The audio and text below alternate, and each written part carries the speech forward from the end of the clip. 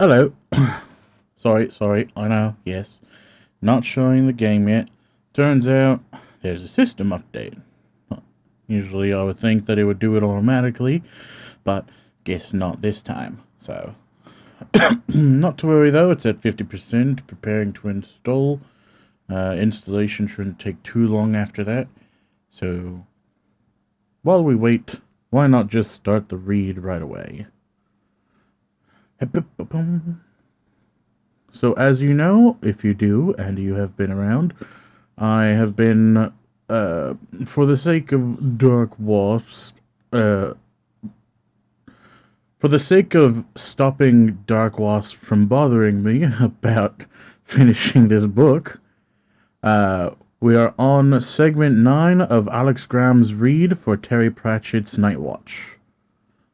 So, without any further ado, let's take a listen while we wait for the system to install. It's software update. Brain dead. Anyway.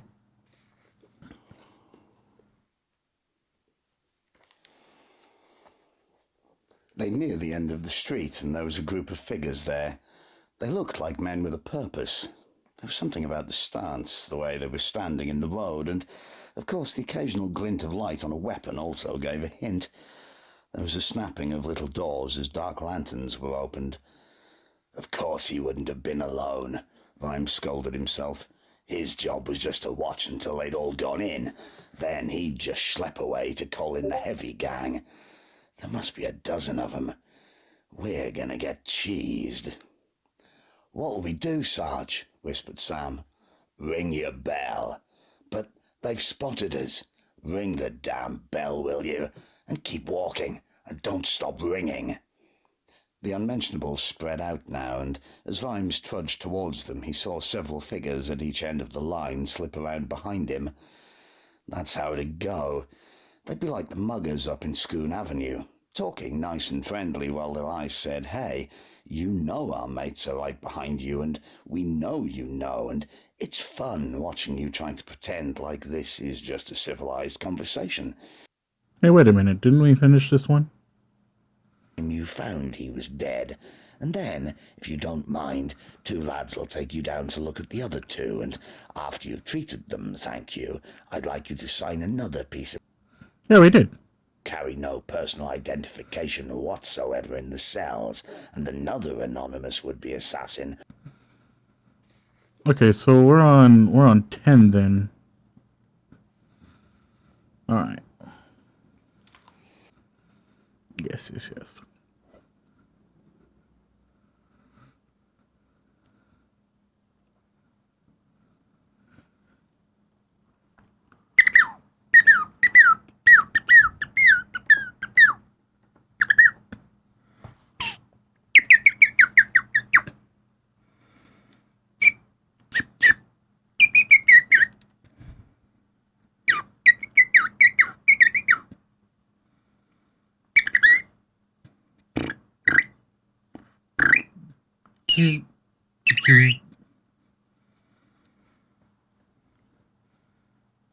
Alright, here we are. Finally finished. See, I told you it wouldn't take too long. Let's continue the read, though.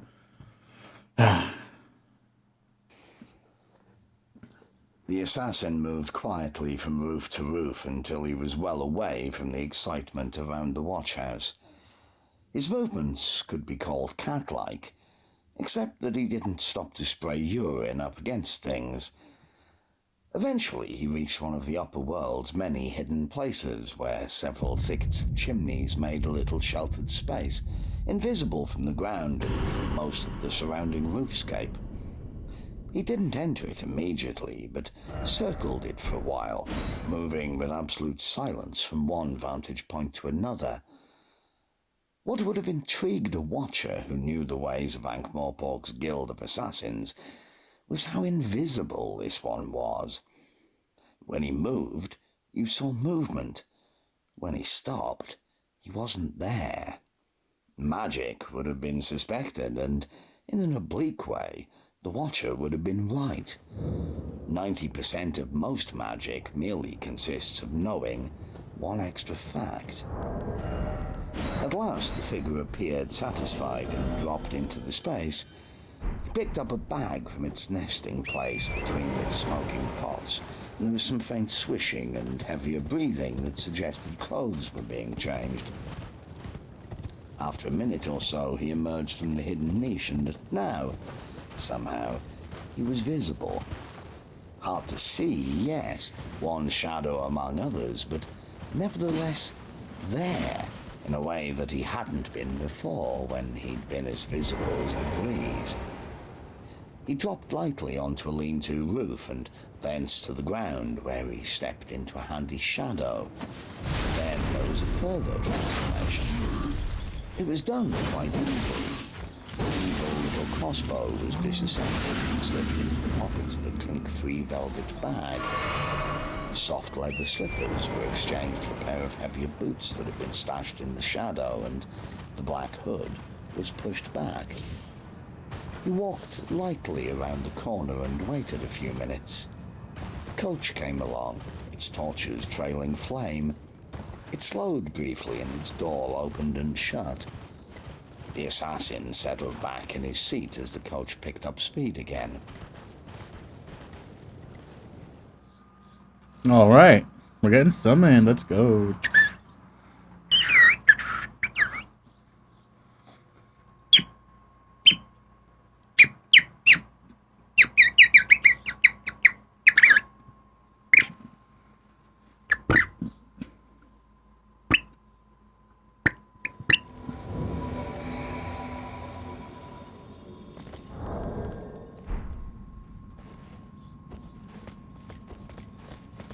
Evening, Necromancer.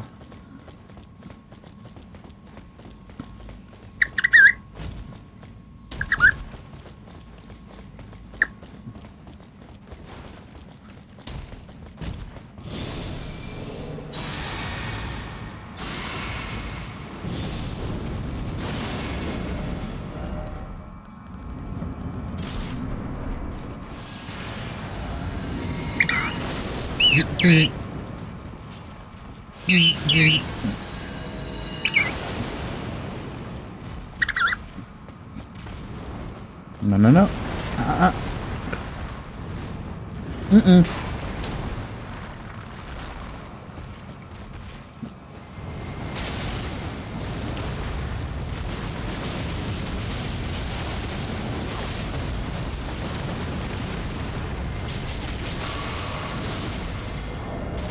Oh, I need to swap this thing.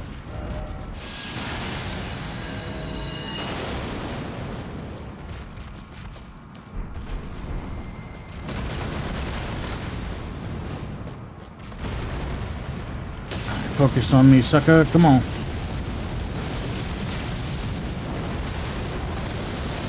Oh, I can block it. Kinda. Oh no! Oh my god, I'm alive. Holy shit, I cannot believe that I did not get caught by that.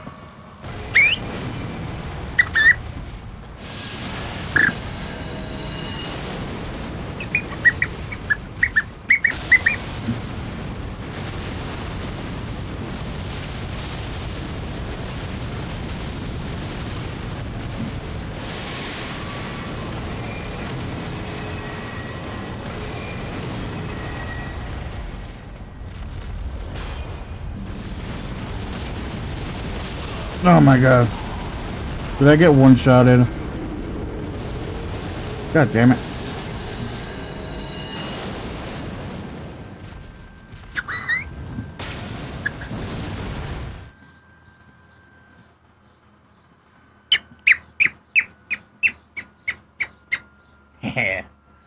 Have I thoroughly annoyed you yet?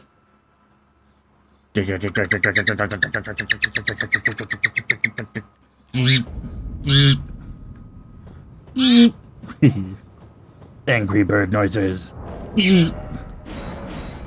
Oh no, now whatever loot, if there was any from that gladiator, is now gone. I don't even remember seeing a gladiator right there. I only remember the one that's like closer to the place where you enter this area from.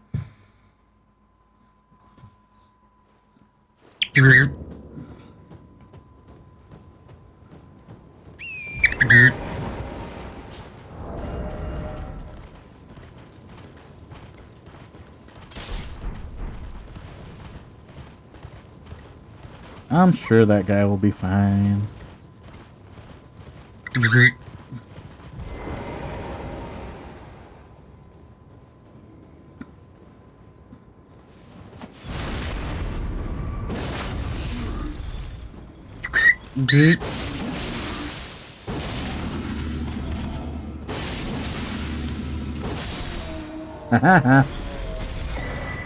Hey. Nice. Uh-oh. I didn't mean to do that. My bad. There was a very faint lamp in the carriage. Its glow revealed a female figure relaxing in the shadows opposite. As the coach passed the torch, there was a suggestion of lilac silk. "You have missed a bit," said the figure. It produced a lilac-coloured handkerchief and held it in front of the young man's face. "Spit," it commanded. Reluctantly, he did so. A hand wiped his cheek and then held up the cloth to the light. "Dark green. How strange. I understand, Havelock, that you scored 0 in your examination for stealthy movement. Yeah. May I ask how you found that out, madam?" "Oh, one hears things. One just has to hold up money to one's ear. Well, it was true. And why was this? The examiner thought I'd used trickery, madam. And did you?" Of course. I thought that was the idea. Duh. "And you never attended his lessons," he said. Ooh, +7 spear. Cool. I did. Religiously. He says he never saw you at any of them." Havelock smiled. "And your point, madam, is?" Madam laughed. "Will you take some champagne?" There was the sound of a bottle moving in an ice bucket. "Thank Didn't we you, finish this one madam, too? But no. Pulling a pale oval of her face in the depths of her bonnet. "Good morning, kind sir," she said. "Good morning, Sadie. To what do I owe this pleasure?" "Madam wants to see you, kind sir." Oh yeah, we did finish this If one you too. mean Rosie, Segment 11, hopefully, is where we left off, please. The aunts were experts. Probably not even Mossy Lawn could turn someone off with such precision. Vimes drifted awake. He was in an armchair. It was an extremely comfortable armchair. And someone was shaking him. It was Sandra, the real seamstress. She stared at him and said, "He looks okay." Then she stepped back, sat down in another chair and aimed a crossbow at him. "You know," said Vimes, it really was a very comfortable chair and reminded him of the softness that had gone from his life in the past few days. It hadn't all been bad. "If someone wants to talk to me, they only have to bloody well ask." "Sadie said you'd only be out for 10 minutes, but then you started to snore, so we thought we'd let you sleep for a while," said Rosie Palm, stepping into view. She was wearing a red off-the-shoulder evening dress, an impressively large wig, and quite a lot of jewellery. "Yes, it costs quite a lot of money to look as cheap as this, Sergeant," she said, catching his expression. "I can't stop. I must go and talk to people. Now, if you—" "Snapcase has promised you ladies that you'll be allowed to form a guild, right?" said Vimes. It was another cheating move, but he was fed up with waking up in odd places. "Yes, I thought so. And you believe him? It's not going to happen. When he's the patrician, he'll look right through you. He'll end up looking through everything," he added to himself. "Mad Lord Snapcase. Just another winder, but with fancier waistcoats and more chins. Same cronyism, same piggy ways. This one could be same better, raw stupid strength arrogance. One more leech in a line of the leechers that'll make veterinary seem like a breath of clean air. If I max it out, I feel like I could like I could definitely get this higher for raw damage output. I'm pretty sure I could, yeah. But this one has blood loss on it, naturally. So I don't know. Veterinary. I don't think he'll be Yes, arrested. he'll be around here somewhere too, no doubt. Learning that little expression he has, which never, ever gives you a clue what he's thinking. But he'll be the one to give you the guild you want so much. He's here somewhere. I know it. Don't expect anything from Snapcase, he said aloud. Remember, there were people who thought Windo was the future too. He derived some minor pleasure from seeing the look on Rosie Palm's face. At last, she said, "Give him a drink, Sandra. If he moves, shoot an eye out. I'll let Madam know." Do you expect me to believe that she'll fire that? Sandra has a very useful streak of belligerence. A gentleman was being impolite yesterday, and she came running in and, well, you'd be amazed at what she did with her mushroom. Vimes eyed the crossbow. The girl had a very steady hand. "I don't think I quite understand," he began. "It's a wooden thing to make it easier to darn socks. I hit him behind the ear with it." Vimes gave her a blank look for a while and then said, "Fine, fine. I'm sitting very still, believe me." "Good," said Rosie. She swept out, and it was a real sweep, the dress brushing the ground. There were big, expensive double doors. When she opened them, the noise of a meeting filled the room.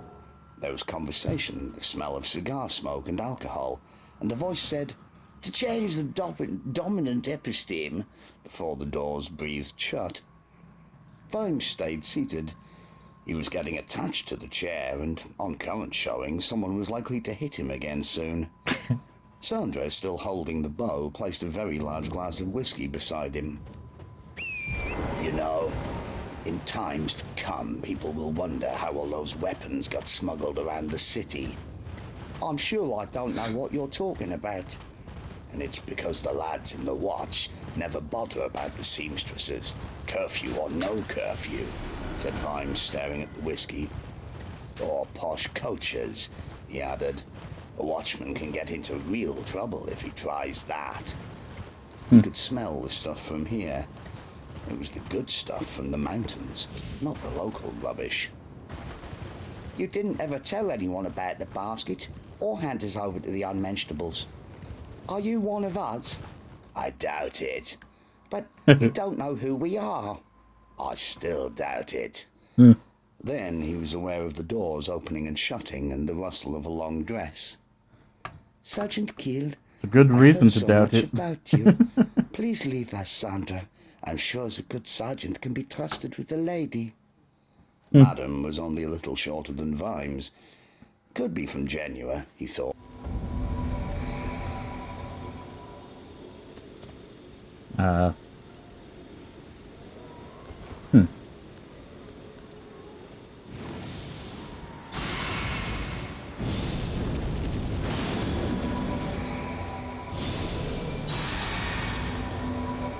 Well, free money, I guess.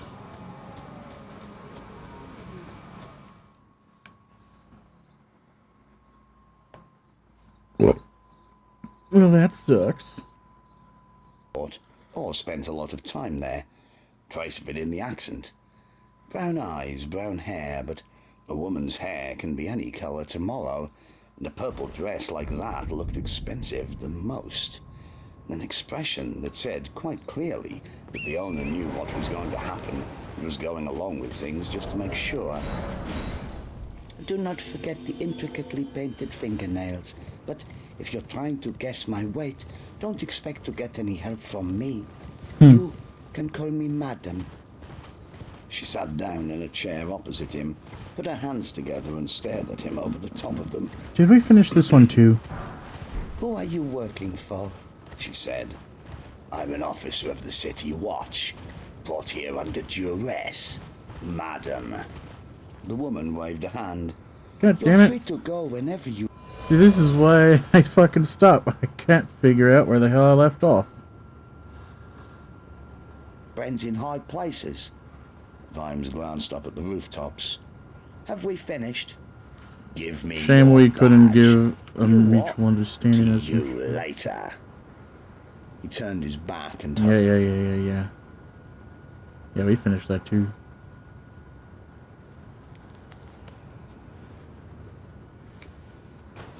Vimes reached the entrance to the watch house and stopped. He shut his eyes. If anyone had bothered to look at him, they'd have seen a man apparently trying to grind 2 cigarette stubs into the road, one with each foot. Thank you, Rosie, for those cardboard souls. He smiled.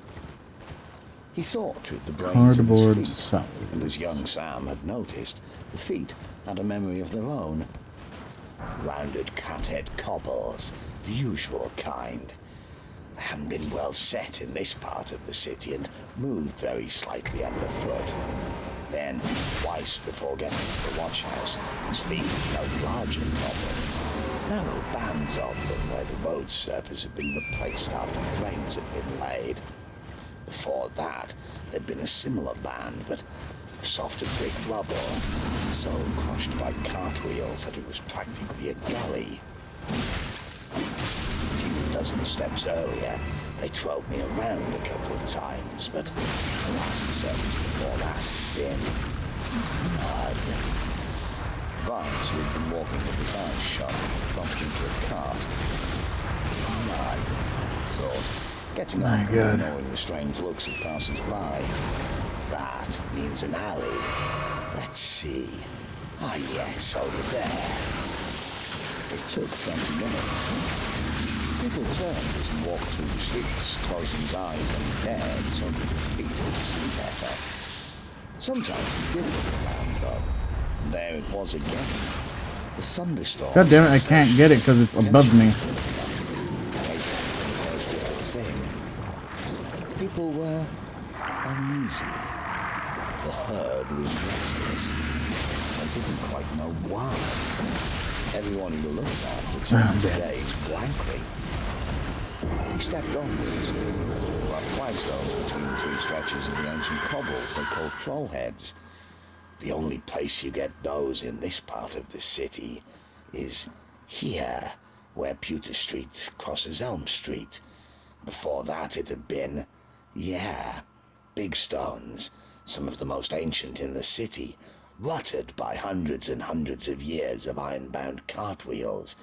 That was a road that had been right behind the city wall. Yes. Crossed the pits, still on Elm Street, and then lost his thread. A metal grating on the pavement gave it back to him. Cellar grating. Cool cellar. Coat of arms on it. Worn down. Butter market. Yeah. Go feet. The monks had turned him again here, but did I finish this one too? Hard-fired in the kiln and a stretch of quite modern flagstones, well-dressed and well-fitted. It could trick you if you didn't know you were in. Mason's Road.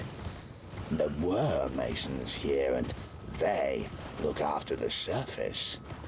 Now, find an alley.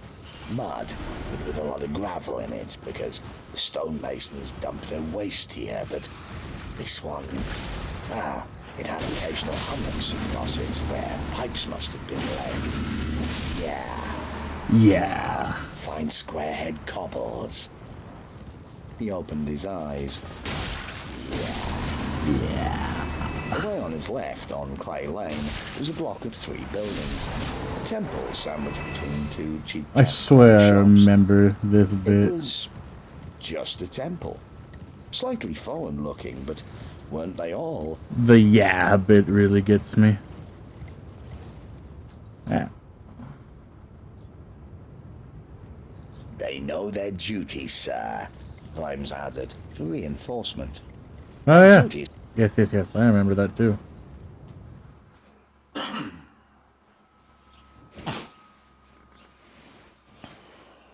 I don't remember him ever entering coughing, so maybe this is new?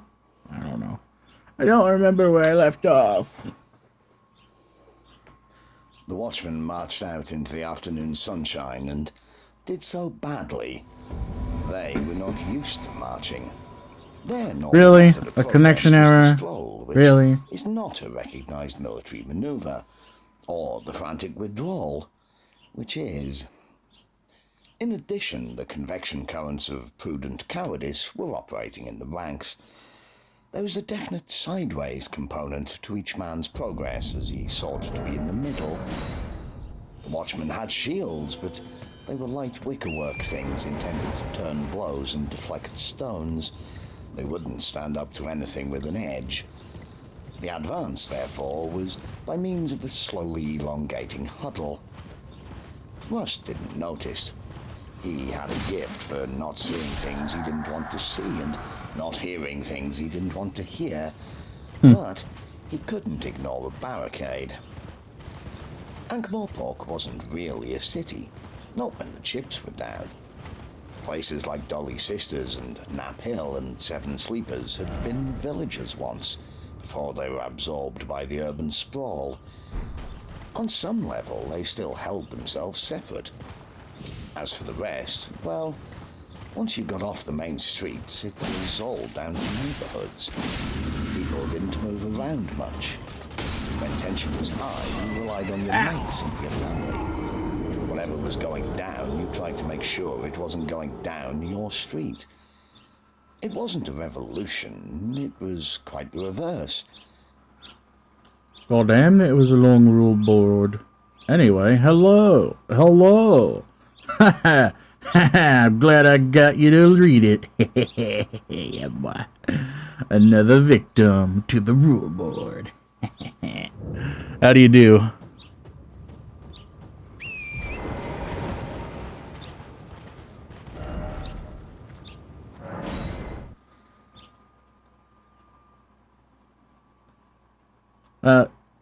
I don't know if this. I'm good. How about you? Well, as I was saying, I was about to say. Yeah, anyway, I was going to say Alex Graham. I'm listening to Alex Graham read Terry Pratchett Night Watch. My day just started, so it's going all right. It may not. If it's not your thing, you don't have to stick around. Don't worry, I won't be offended. Not everybody's into listening to someone read a book, but I'm just trying to catch up with a book that that a friend really wanted me to get into, so that's why I'm listening to that while, you know, playing Elden Ring online. For some reason it feels really dead in this game. Not many people are taking the signs and stuff. So I don't know. Oh, that's cool. Alright, sweet. Well, with that being said, I'll get right back into listening Alex Graham read Terry Pratchett's Night Watch. But It was defending your doorstep. They were building a barricade in Whalebone Lane. It wasn't a particularly good one, being made up mostly of overturned market stalls, a small cart, and quite a lot of household furniture. But it was a symbol. it's because you're concentrated? Rust's mustache bristled. Right in our faces, he snapped. Absolute defiance of constituted authority, Sergeant. Do your duty. And what would that be at this point, sir? Arrest the ringleaders. Your men will pull the barricade down. Vimes sighed. Very well, sir. If you will stand back, I shall seek them out. He walked up to the domestic clutter, Oh boy. aware of eyes watching him before and behind. When he was a few feet away, he cupped his hands. All right, all right. What's going on here? He was aware of whispering. Nobody likes going there for some reason. Can't help people who, can't help people's bosses anymore because your new game +5.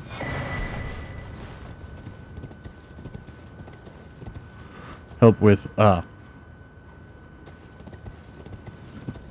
So, why can't you help people out because your new game +5? What does that mean? Are you not able to get summoned with people who are lower on the New Game Plus numbers, so to say. Oh boy. And I'm dead. Ow. Sorry, my spelling is really bad. No problem. That's why I listen to audiobooks. My spelling is also bad. So therefore, my reading is also bad. And so I let someone else read. Sorry.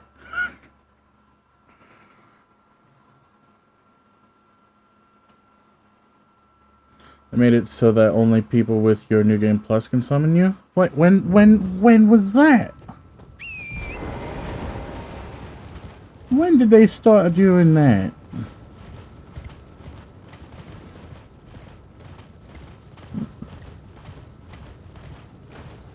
You sound like a Bloodborne character, do I?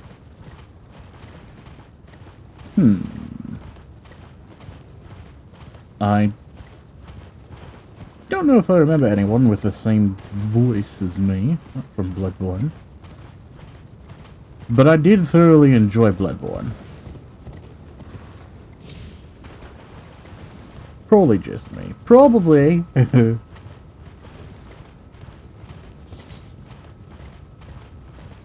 And in Bloodborne, there is a Plague Doctor as well. Yes, the Crow Lady. When I killed her and got her stuff, it was like the only thing I would wear. Don't do it, Mr. Bear. I can't go on my horse because of a stinky noble. Thinking he's better than me.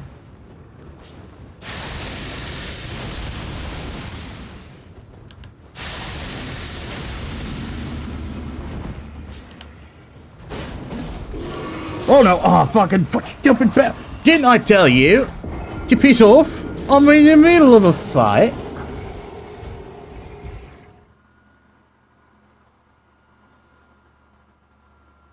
Well, sort of. She just wears the mask. Yes, but she also wears a really cool crow outfit as well.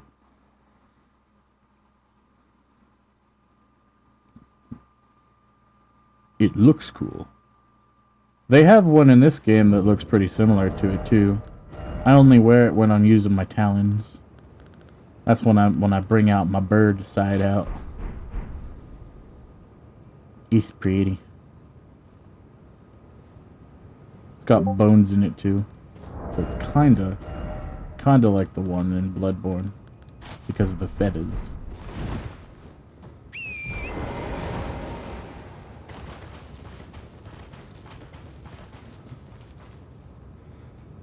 Run bears in concentrated snowfields are so difficult. They are quite annoying. Sucks there isn't a Plague Doctor mask. I know! It's so disappointing. I wish there was. I really do. I would wear that like all the time. I tried wearing Malekith's Black Blade mask for a while, but the hair just got really annoying. It's just all over the place.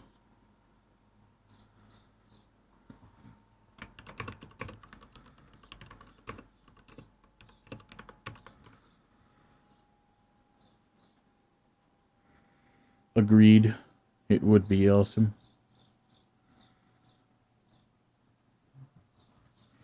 And I would wear Bloodhound's helmet, but it kind of looks really stupid because of the head part.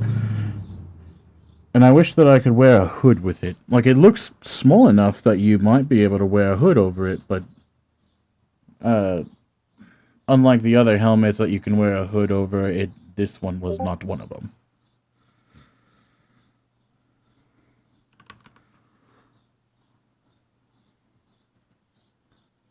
Wear what again? Bloodhound's helmet. The Bloodhound Knight helmet. My game froze. Excellent. Damn it.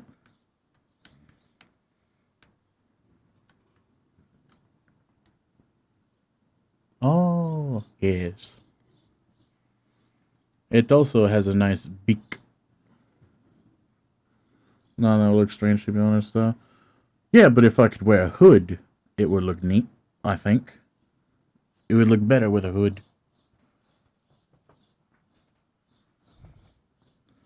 And now I wait for the thing to load me in. Eventually. One day.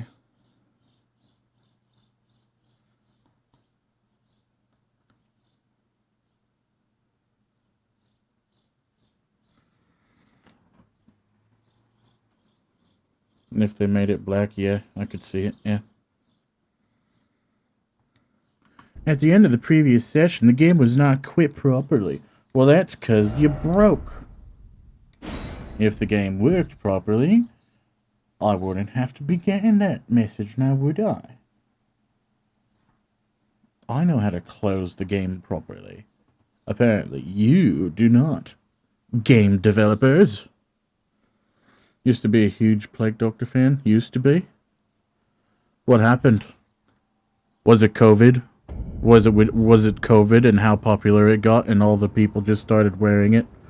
Like they were being clever or some shit? Because that kind of annoyed me. Everyone just stopped being fucking unique about it. And then there were the whores. There's like a lot of videos that came up with people wearing sexy Plague Doctor outfits, and I was just like, oh no. Now whenever I look up a Plague Doctor outfit so that I can see what other people made for inspiration for my own, I see that.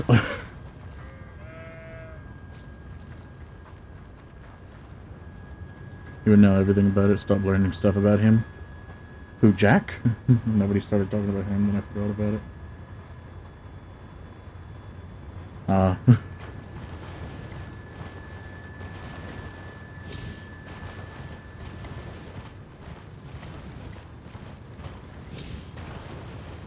Yeah. COVID ruined a lot for people.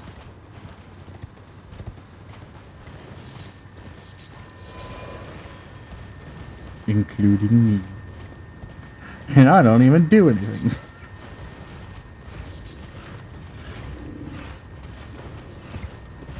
No, don't go that way. Go this way. Mr. Bear, mind your business. There you go. Mind your business.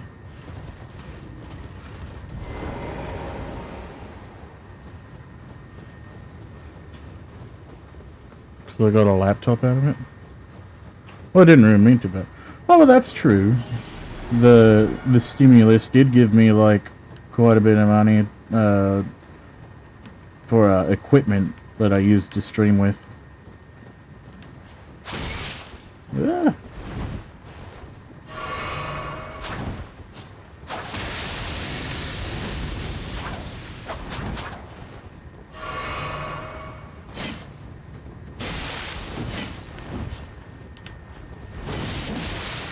Yeah, you want to keep dodging? You want to keep dodging? Try to run away. See, I could kill him if it wasn't for that damn bear.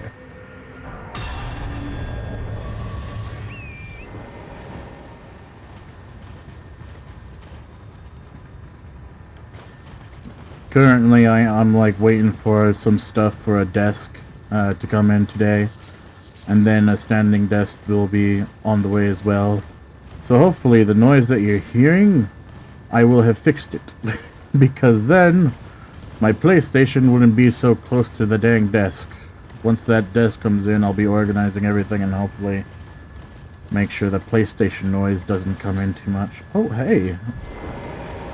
I don't remember you being here. Hello? No, don't get up. Getting up is hostility. That's hate speech. I won't stand for it. You are inciting violence by getting up. Existing is inciting violence. You don't hear noise, to be honest? Really now? It's very loud. I did try to lower down, go in the EQ and like try to isolate that noise out. So glad it's doing something. You hear a slight breeze? Yeah, that's probably it.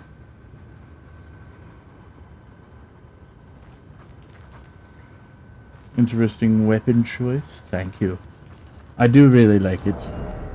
Like I have the blood glaive and I have the sickle, but this one has innate blood loss effect on it, and they're pretty much the same things. This one, if I put on a cult, it does better than this one, but that's probably just because it's like 24. This one's 25. If I upgrade this, put on a cult, it will be stronger than this, but it wouldn't have the blood loss on it. And that's why I went with the Vulcan Militia Saw. And the Dragon's King Crag Blade, I mean, obviously, it's a gap closer. I need gap closer. That's a term I learned when playing the Elder Scrolls Online. Yale Annex Rings. Ah, maybe I do remember you. Boop. There's like a dude, yeah, it's one of them yuckos. Don't do it.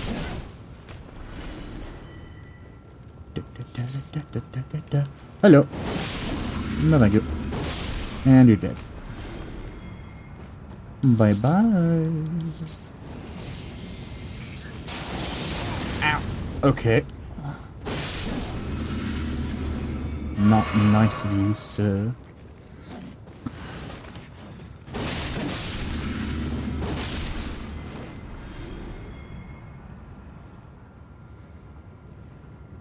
That's it, really.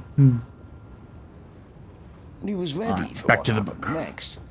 When the stone flew over the top of the furniture, he caught it in both hands.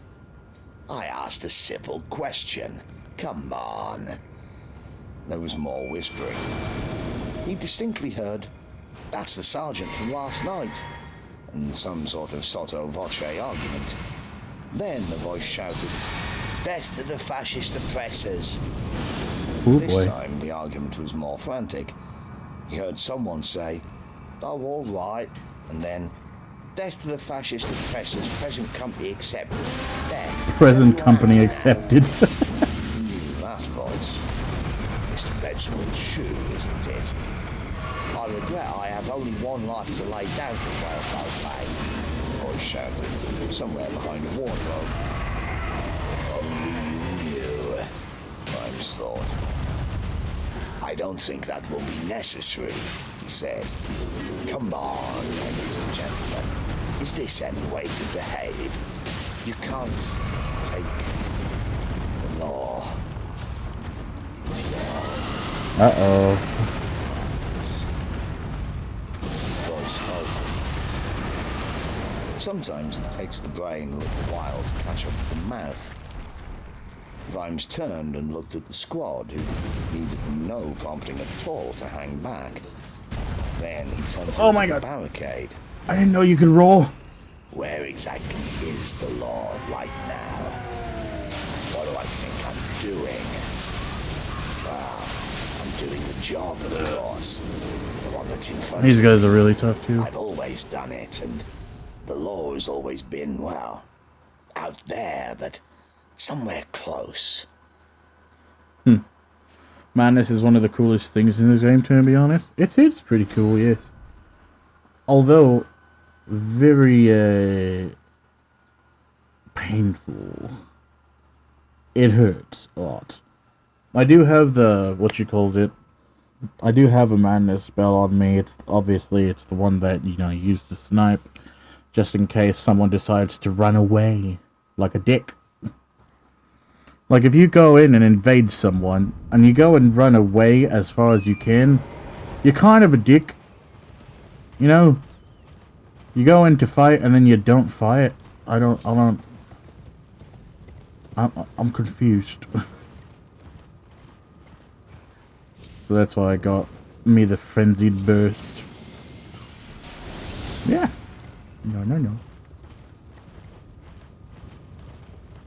E.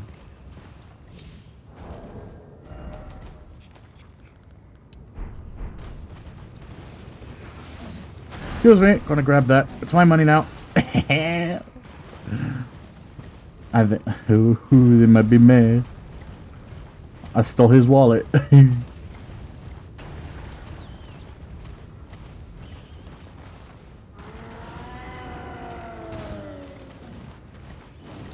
Oh, there it is. He found out. My wallet! You bastard! Damn you, Jack!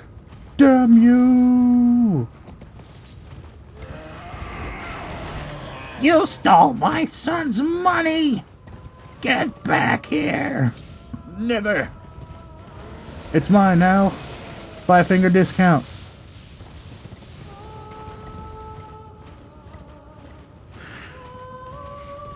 Like, I hit you once, he heals and runs away to some random enemy.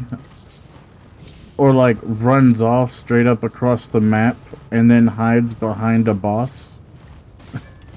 Literally running just for any boss around.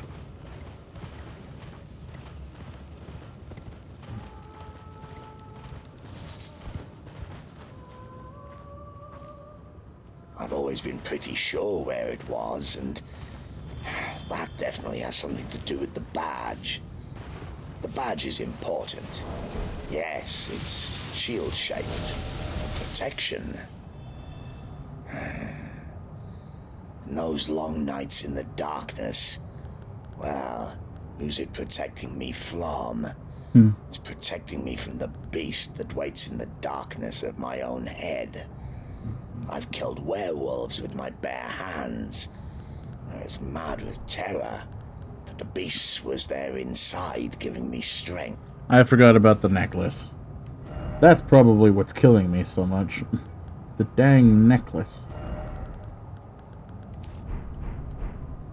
Need to have the Lord of Blood's exaltation on. I swap it out from the fire resistance whenever I put on my black flame scythe.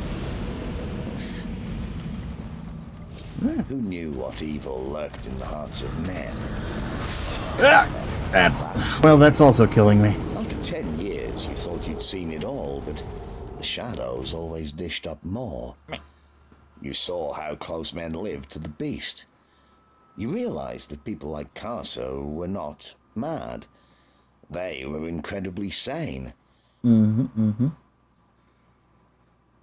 It's always a tree sentinel, mainly draconics. I don't know why they never add cross-platforming in a multiplayer game. From Software? You mean? Yeah, I don't know. It would be nice if they did be able to play with more other people that way. It's not like, you can cheat too much in this game. Like, what are you gonna do? All the moves are queued. You can't animation cancel, I don't think. There is, like, weapon art glitching, I think. Unless they patched it. But otherwise, yeah, the only thing you can really cheat on, maybe, is, like, straight up hacking your character to have max stats. Or some shit like that.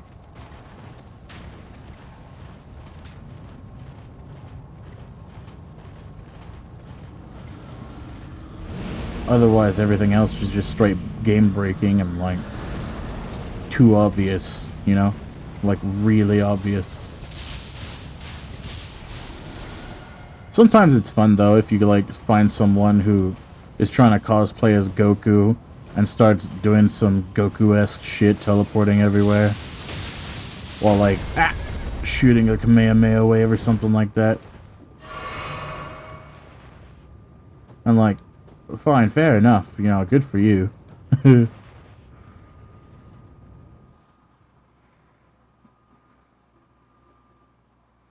Like, every streamer I join needs help with the boss, I say, I'll help, and then he's on PS5. Yeah.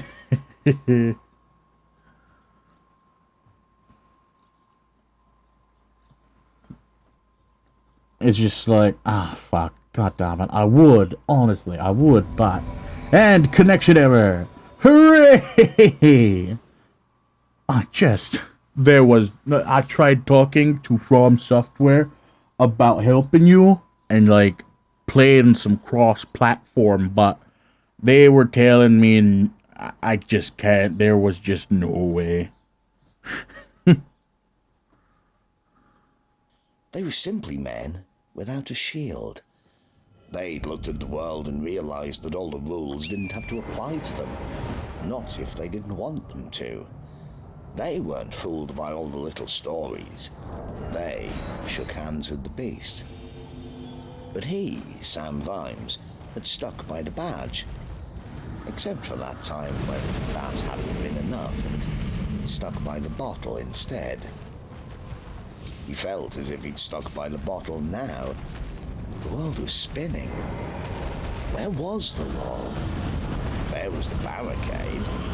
But who was it protecting from Wait. what? No! Fuck! Damn it! The city was run by a knew it. madman and his shadowy chums, so where was the law? I fucking knew it! The moment I saw him teleport, I looked to the left.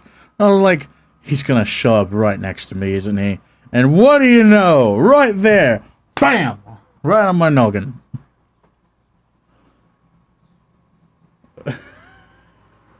Wait.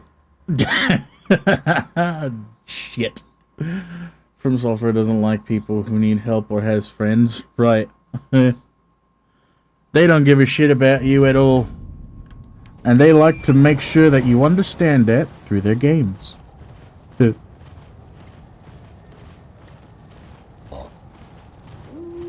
Coppers like to say that people shouldn't take the law into their own hands, and they thought they knew what they meant.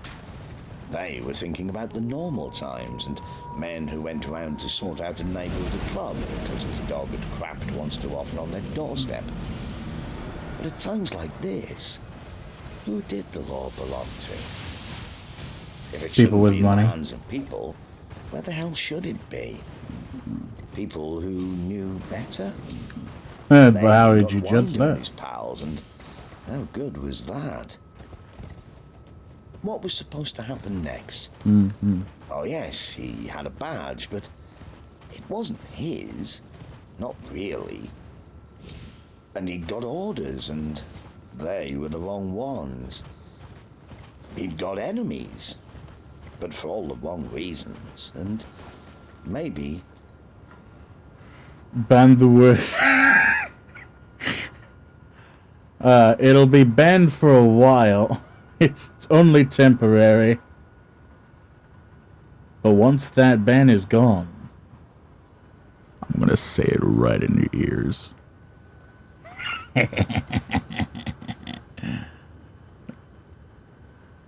Dang it. Oh, hey, thanks for following T3 Tim.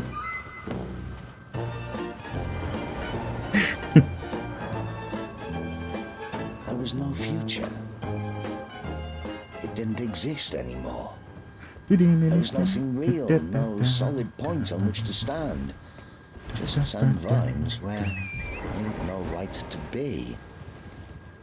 It was as if his body, trying to devote as many resources as possible to untangling the spinning thoughts, was drawing those resources from the rest of Vimes. His vision darkened. His knees were weak. There was nothing but bewildered despair. And a lot of explosions. Havelock Veterinary knocked politely on the window of the little office just inside the Assassin's Guild main gate. The duty porter raised the hatch. Signing out, Mr. Maroon. Very good. Yes, sir, said Maroon, pushing a big ledger towards him. Where are we off to today, sir? General reconnoitering, Mr. Maroon. I really like this cave. This is a nice cave. It's really cool. This is probably the coolest cave that I've ever seen. Seeing through, like, the ice, seeing a dragon frozen in. Being able to go in there and see the dragon underneath. It's a really nice cave.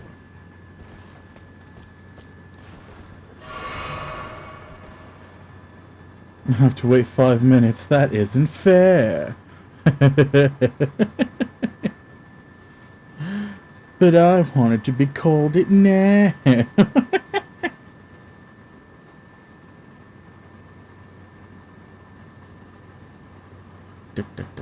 see.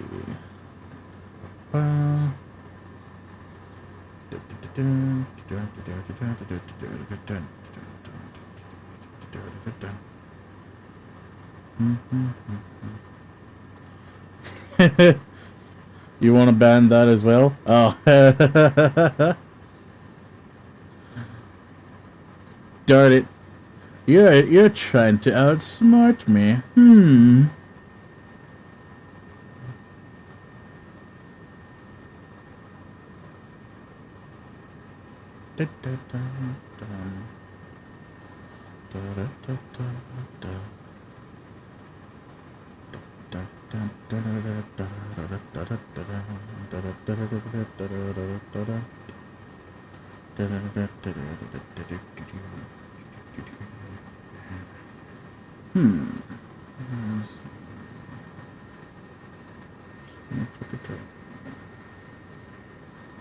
Whatever happened to the settings for the chat? It's just gone now.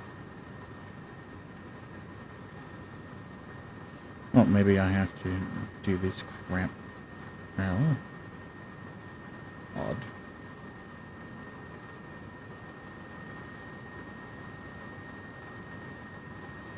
Why do I not see a way to change the stinking settings?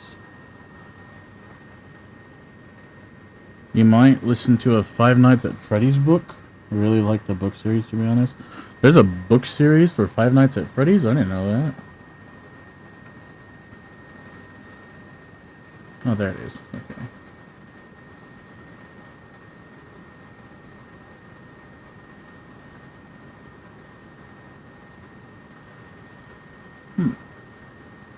It's a really good one, too. Yeah, I would... is it... Who is the book series made by? Was it, like, fan fiction, or is it just, like, made from the original creator? It's like a mix of horror and a bunch of lore.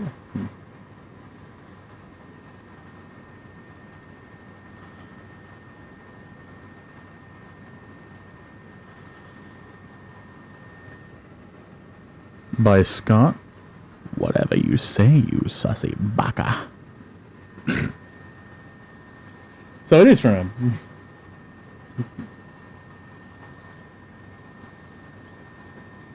Just generally. Oh, I see. I said to Mrs. Maroon last night, sir, that you are a great one for looking around. We look and learn, Mr. Maroon. We look and learn, said Veterinary, signing his name in the book and putting the pen back in its holder. And how is your little boy? Thank you for asking, sir. He's a lot better. Glad to hear it. Oh, I see the Honourable John Feedwell is out on a commission. To the palace? No, sir, said Maroon, grinning and waving a finger. You know I couldn't tell you that, sir, even if I knew. Of course not. Veterinary glanced at the back wall of the office where, in an old brass rack, were a number of envelopes. The word active was inscribed at the top of the rack. Good afternoon, Mr. Maroon. Afternoon, sir. Good, looking around. He watched the young man walk out into the street. Then Maroon went into the cubbyhole next to the office to put the kettle on. He rather liked young Just as I thought. He was You're a liar. and studious and, it had to be said, a generous young man on appropriate occasions. But a bit weird, all the same. Once Maroon had watched him in the foyer, standing still. That was all he was doing. He wasn't making any attempt at concealing himself. After half an hour, Maroon had wandered over and said, "Can I help you, sir?" Never say that again. Try the one-eyed shield. Oh, try. I don't know if it'll work. It probably won't. But this does have an explodey effect, so I don't know. If there ever was a secret passage that would run on projectiles, that one would probably be it. And obviously, it was a lie! And I knew it.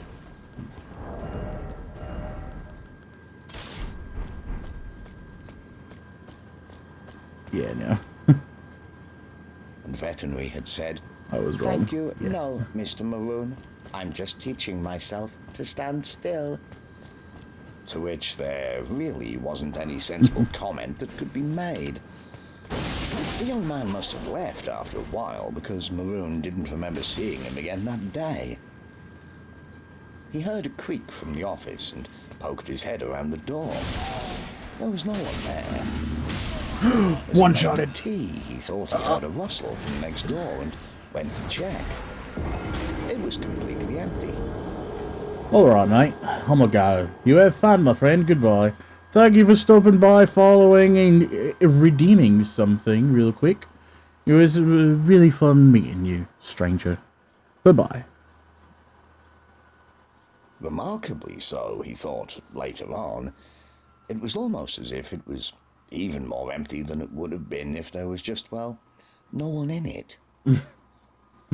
He went back to his comfy armchair in the cubbyhole and relaxed.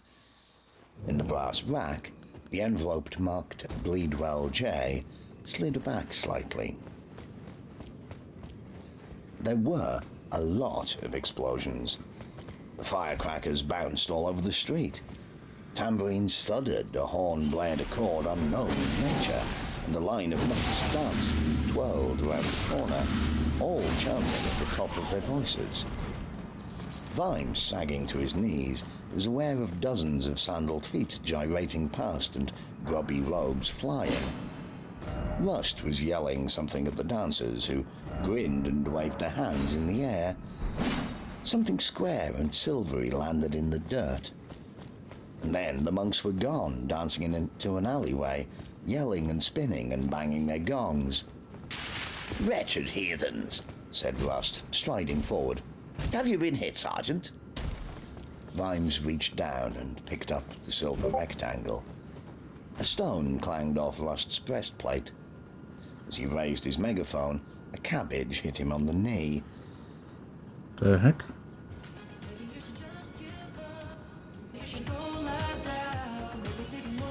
That won't hurt you.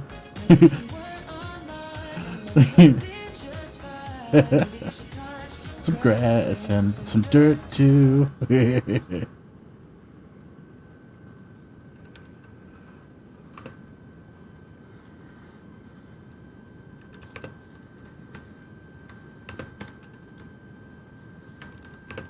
What the fuck is that shit?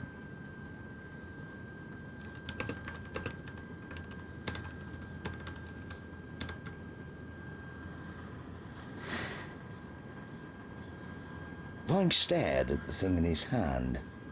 It was a cigar case, slim and slightly curved. He fumbled it open and read, To Sam, with love from your Sybil. The world moved. But now Vimes no longer felt like a drifting ship. Now he felt the tug of the anchor pulling him round to face the rising tide. A barrage of missiles was coming over the barricade. Throwing things was an old Ankh-Morpork custom. There was something about Rust that made him a natural target. With what dignity he could muster, he raised the megaphone again and got as far as, I hereby warn you, before a stone spun it out of his hand. Very well then, he said, and marched stiffly back to the squad. Sergeant Keel, order the men to fire. 1 round of arrows over the top of the barricade. No, said Vimes, standing up. I can only assume you've been stunned, Sergeant. Men, prepare to execute that order. The first man that fires, I will personally cut that man down, said Vimes. He didn't shout. It was a simple, confident statement of precisely what the future would hold. Rust's expression didn't change. He looked Vimes up and down. Is this mutiny then, Sergeant? No, I'm not a soldier, sir. I can't mutiny. Martial law, Sergeant. It is official. Really? Said Vimes, as another grain of rocks and old vegetables came down. Shields up, lads. Russ turned to Fred Colon. Corporal, will you put this man under arrest? Colon swallowed. Me? You, Corporal, now. Colon's pink face mottled with white as the blood drained from it. But he began. You won't? Then it seems I must, said the captain. He drew his sword. At that, Vimes heard the click of a crossbow's safety catch going off, and groaned. He didn't remember this happening. You just put that sword away, sir, please, said the voice of Lance Constable Vimes. You will not shoot me, you young idiot. That would be murder. Oh, really? Not where I'm aiming, sir. Bloody hell, thought Vimes. Maybe the lad is simple, because one thing Lusts wasn't was a coward. He thought idiot stubbornness was bravery. He wouldn't back down in the face of a dozen armed men. Ah, I think I can see the problem, Captain, Vimes said brightly. As you were, Lance Constable. There's been a slight misunderstanding, sir, but this should sort it out. It was a blow he'd remember for a long time. And I'm dead. It was sweet. It was textbook. Rust went down like a log. In the light of all his burning bridges, Vimes slipped his hand back into his hip pocket. Thank you, Mrs. Goodbody, and your range of little equalizers. Please tell me the Stake of America was before that drop. Watchmen, who were a tableau of silent horror. Let the record show Sergeant-at-Arms John Keel did that. Vimes, what did I tell you about waving weapons around when you're not going to use them?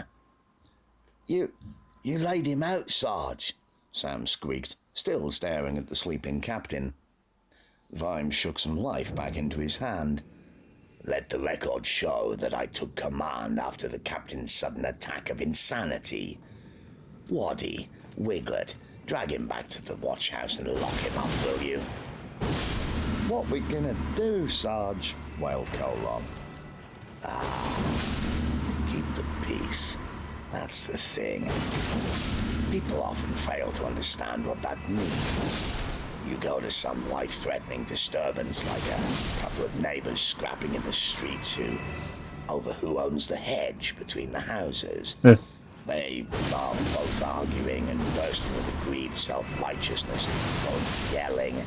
Their wives or thank goodness, having a private scrap on the other side of the hedge, or would have adjourned to the kitchen for a shared pot of tea and a chat. And yet they expect you to sort it out. They never understand that that's not your job. Sorting it out's a job for a good surveyor or a couple of lawyers, maybe. Your job is to quell the impulse to bang their stupid fat heads together, to ignore the affronted speeches of dodgy self-justification, to get them to stop shouting and to get them off the street. Once that's been achieved, your job's over. You aren't some walking, talking, God-dispensing, finely tuned natural justice. Your job was simply to bring back peace.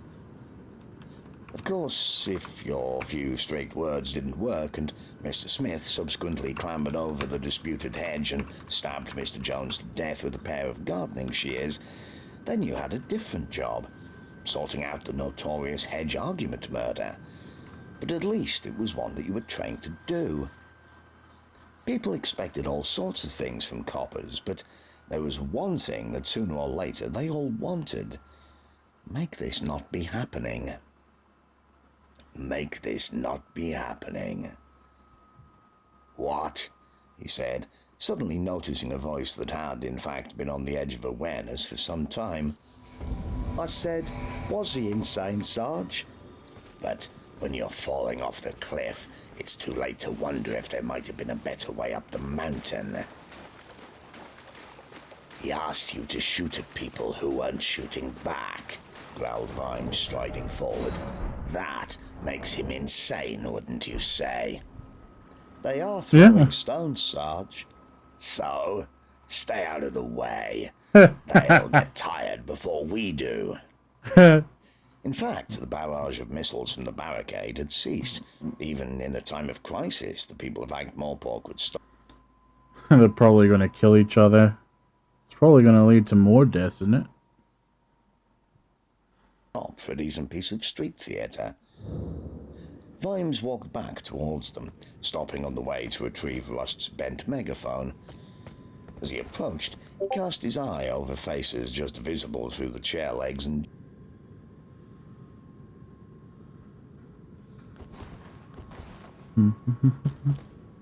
junk.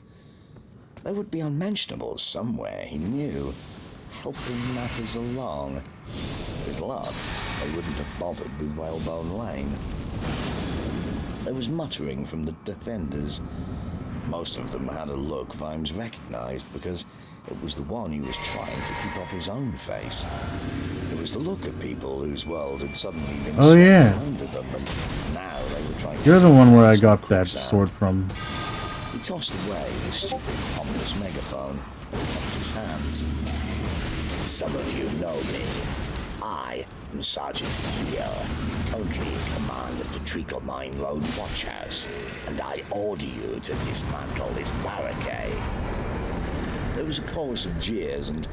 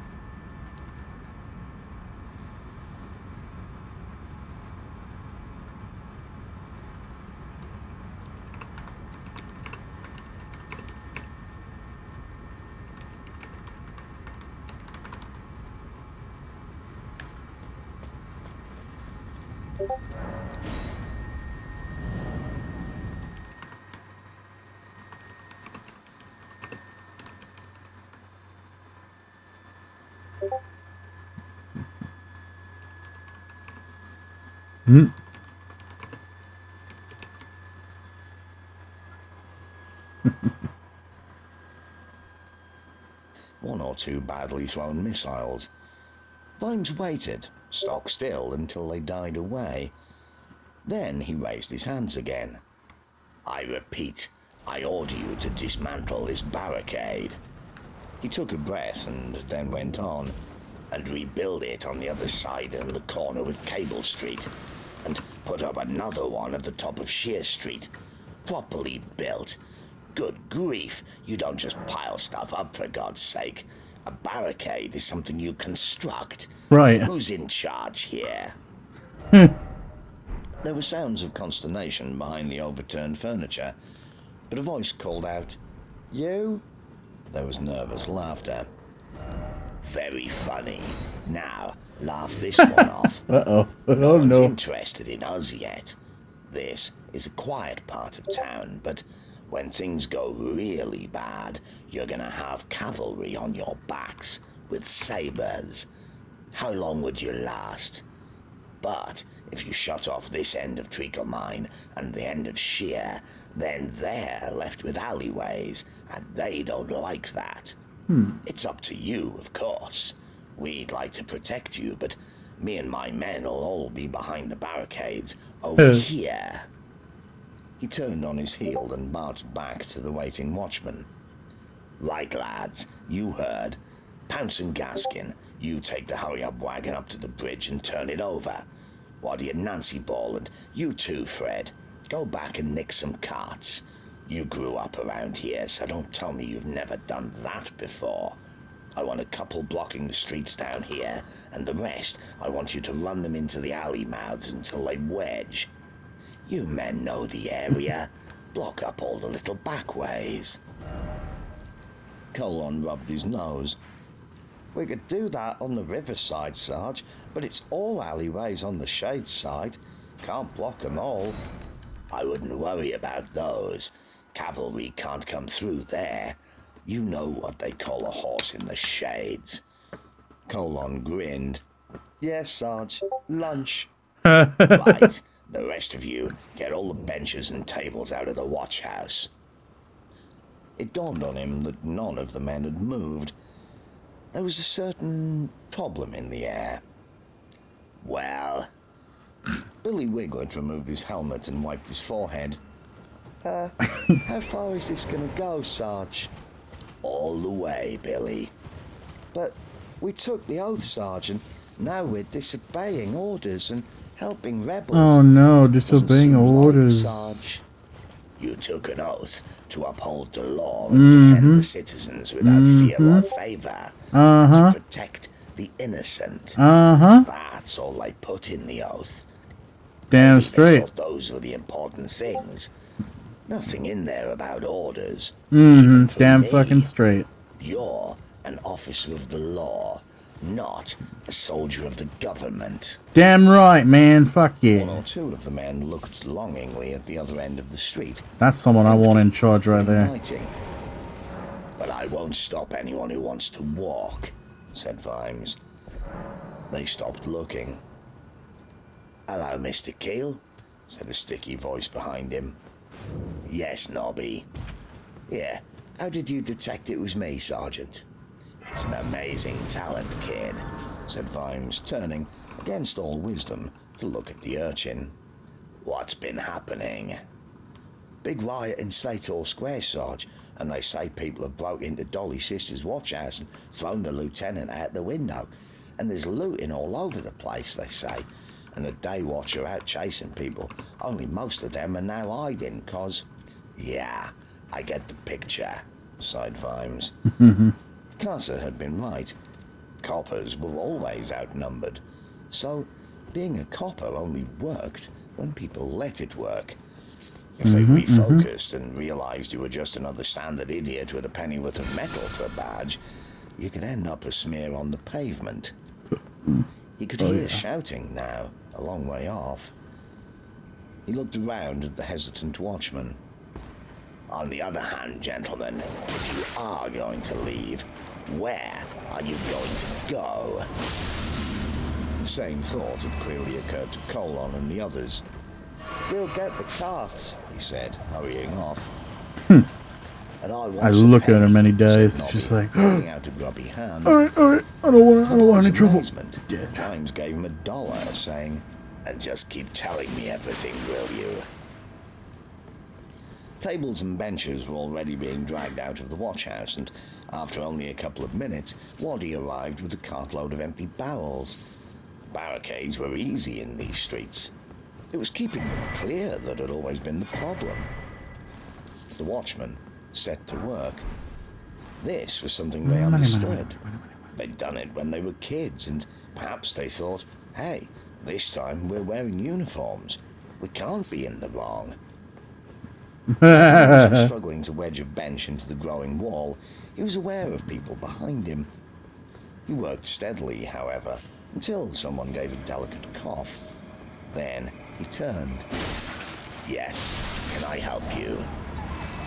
There was a small group of people, and it was clear to Vimes that it was a group pushed together out of shared terror because, by the look of them, they'd have nothing to do with one another if they could possibly avoid it. The spokesman, or at least the one in front, looked almost exactly like the kind of Oh fuck, Vimes hello. pictured when thinking about the Hedge argument murder. I thought that was just a regular phantom. Officer. Yes, sir. What, are you doing exactly? That did not hit me, you liar. This piece, to be exact. You said there's, rioting and soldiers on the way. Very likely, sir. You don't have to ask him, Rutherford. It's his duty to protect us, snapped the woman who was standing beside the man with an air of proprietorship. Vimes changed his mind about the man. Yes, he had that furtive look of a timid domestic poisoner about him, the kind of man who'd be appalled at the idea of divorce, but would plot woman slaughter every day, and you could see why. He gave the lady a nice warm smile. She was holding a blue vase. Can I help you, ma'am?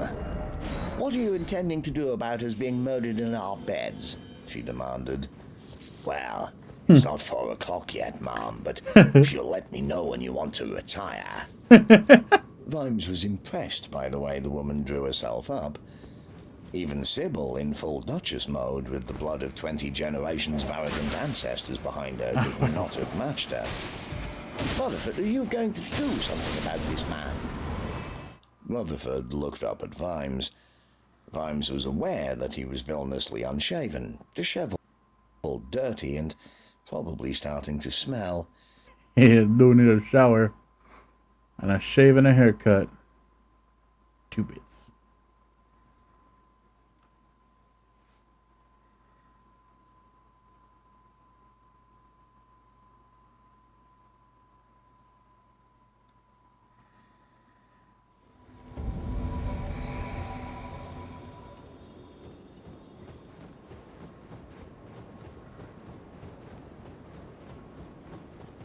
Oh boy, I can smell the wieners from over here.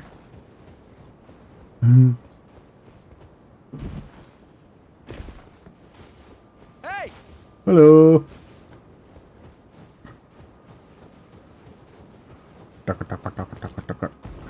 Alright, hold on.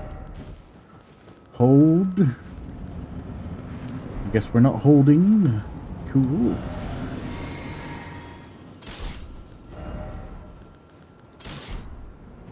Still medium? No, heavy. Okay. But what if I swap to this? Nope, still heavy. Okay. Now we're medium, right? Yeah. Okay. Okay.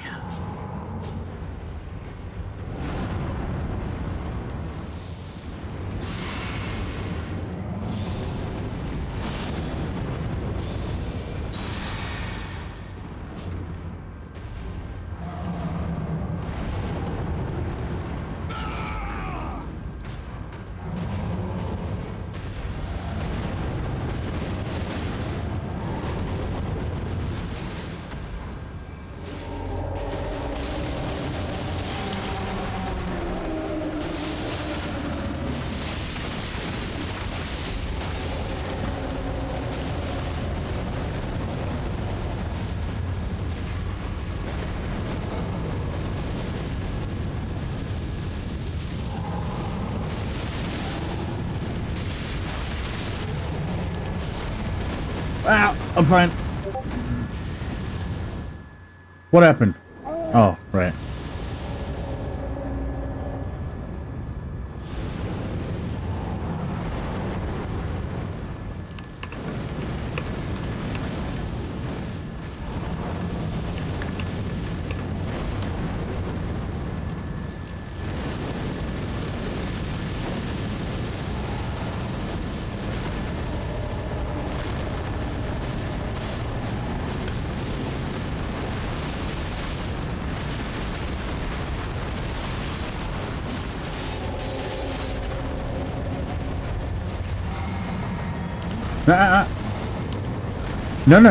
No.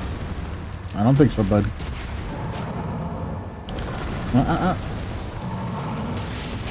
I'm gonna chop your dick off. The foreskin peeler will peel the foreskin. Foreskin has been peeled successfully.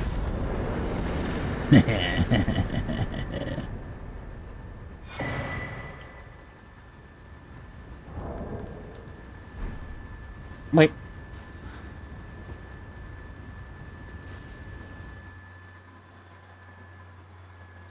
He decided not to load more troubles on the man's back. Would you and your lady care to assist with our barricade? Oh, yes, thank you very much. Rutherford began, but was outgunned again.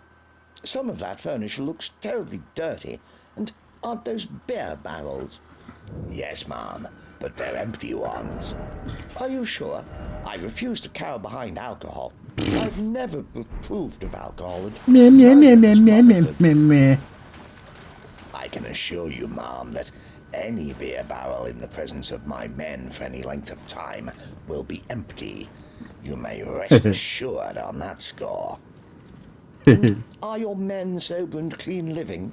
Sober and Whenever clean no living. alternative What? presents itself, ma'am. That seemed acceptable. Mrs. Rutherford was like Rust in that respect. She listened to the tone of voice, not the words. I think perhaps it'd be a good idea, dear, if we made haste to. Not without father. No Not with problem, that father. ma'am. Where is your father? On our barricade, of course, which was, let me tell you, a rather better class of barricade altogether. Jolly good, ma'am. If he'd like to come over here, we'll... You don't quite understand, sir. He is, on the barricade. Vimes looked at the other barricade and then looked harder. It was just possible to see near the top of the piled-up furniture an overstuffed armchair. Further examination suggested that it was occupied by a figure in cotton slippers. He's very attached to his armchair, sighed Rutherford. It's going to be an heirloom. Be so kind as to send your young men to collect our furniture, will you? And be careful with it. Put it at the back somewhere where it won't get shot at. Vimes nodded at Sam and a couple of the other men as Mrs. Rutherford picked her way over the debris and headed for the watch house. Is there going to be any fighting? Said Mr. Rutherford anxiously. Possibly, sir. I'm not very good at that sort of thing, I'm afraid. Don't worry about that, sir. Vimes propelled the man over the barricade and turned to the rest of the little group. He'd been aware of eyes boring into him, and now he traced the rays back to source. A young man with black trousers, a frilly shirt, and long curly hair. This is a ruse, isn't it? You'll get us in your power, and we'll never be seen again, eh? Stay out then, Reg, said Vimes. Oh, He cupped his hands and turned back to the Whalebone Lane barricade. If anyone else wants to join us, you'd better get a move on. You don't know that's my name. Vimes stared into the big protruding eyes. The only difference between Reg now and the Reg he'd left back in the future was the constable's shoe was rather greyer and was held together in places by stitches. Zombiehood would come naturally to Reg. He was born to be dead. He believed so strongly in things that some kind of inner spring kept him going. He'd make a good copper. He didn't make a very good revolutionary. People as meticulously fervent as Reg got real revolutionaries worried. It was the way he stared. You're Red Shoe. You live in Whalebone Lane. Ah, you've got secret files on me, eh? Said Reg with terrifying happiness. No, not really, no. Now, if you'd be so good, I bet you've got a big file on me a mile long. Not a whole mile, Reg, no. Listen, Reg, I demand to see it. Vimes sighed. Mr. Shoe, we do not have a file on you. We don't have a file on anyone. Understand? Half of us can't read without using a finger, Reg. We are not interested in you. Red Shoe's slightly worrying eyes remained fixed on Vimes' face for a moment. Then his brain rejected He's saying you ain't information shit. as contrary to whatever total fantasy was going on inside. Well, it's no good you torturing me. I can't reveal any details about my comrades in the other revolutionary cells. Okay. He doesn't I care. won't then. Now, perhaps. That's how we work, see? None of the cadres know about the other ones. No, but he doesn't Really? care.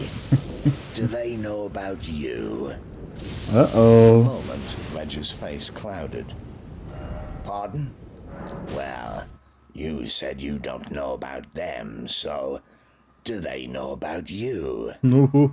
He wanted to add, You're a cell of one, Reg. The real revolutionaries are silent men with poker player eyes and probably don't know or care if you exist. You've got the shirt and the haircut and the sash, and you know all the songs, but you are no urban gorilla. You are an urban dreamer.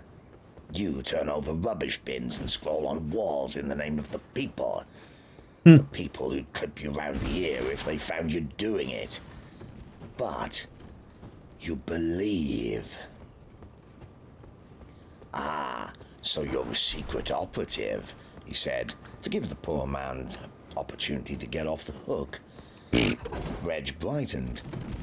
That's right, the people are the sea in which the revolutionary swims. Like swordfishers, Vimes tried. Pardon? And you're a flounder, thought Vimes. Ned's a revolutionary. He knows how to fight and he can think, even if he is on the skew. But, Reg, you really ought to be indoors.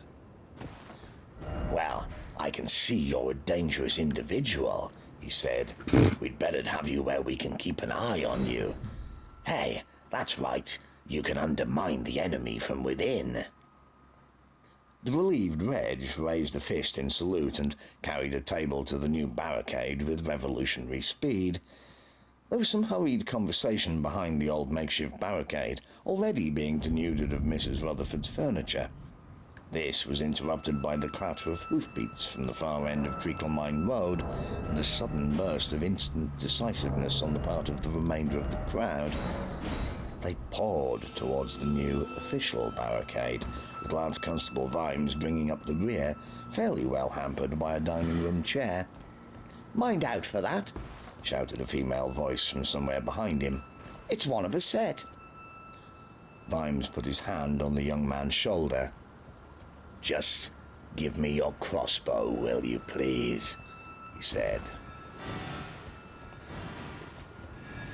Uh-oh.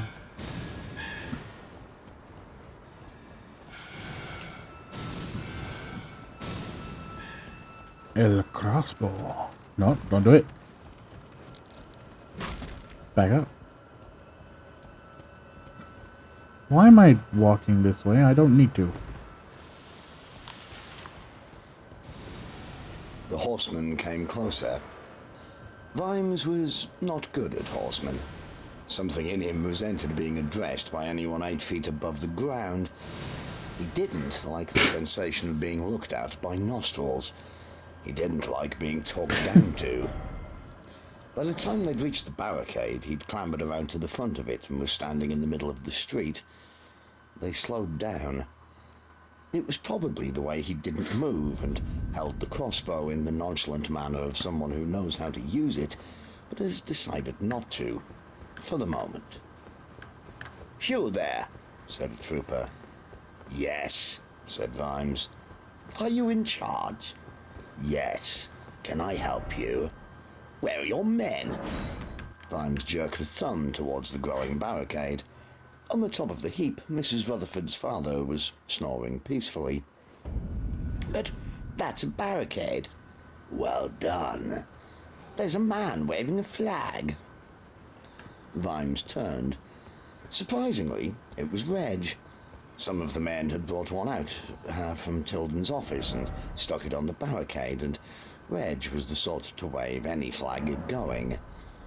Probably high spirits, sir. Don't worry, we're all fine. "It's a damn barricade, man. A rebel barricade," said the second trooper. A rebel Oh barricade. boy, thought Vimes. They have shiny, shiny breastplates and wonderfully fresh pink faces. Not exactly. In fact, it's... "Are you stupid, fellow? Don't you know that all barricades are to be torn down by order of the patrician?" The third Wow. horseman, who had been staring at Vimes, urged his horse a little closer. "What's that pip on your shoulder, officer?" means I'm Sergeant at Arms. Special rank. And who are you? "He doesn't have to tell you that." I feel like he does. Said Vimes. The man was getting on his nerves. As he should be, because fuck You're that guy. just a trooper, and I'm a bleeding sergeant. And if you dare speak to me like that again, I'll have you down off that horse and thump you across the ear. Do you understand? Even the horse took a step backwards. Hell yeah. The trooper opened his mouth to speak, but the third horseman raised a white-gloved hand.